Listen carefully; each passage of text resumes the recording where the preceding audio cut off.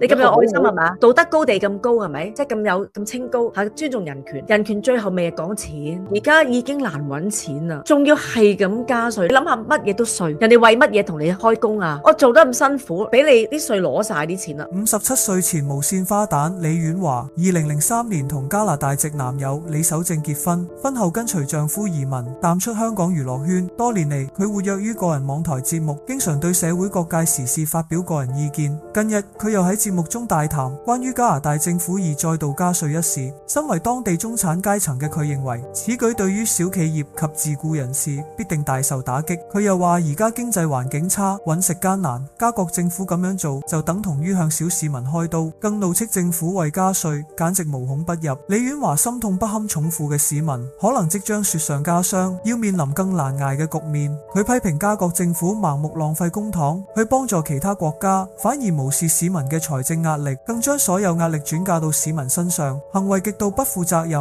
而且缺乏遠見。李婉華嘅呢番憂國憂民言論好快喺當地引發關注，加拿大嘅網民表示共鳴及支持，令佢嘅人氣迅速急升。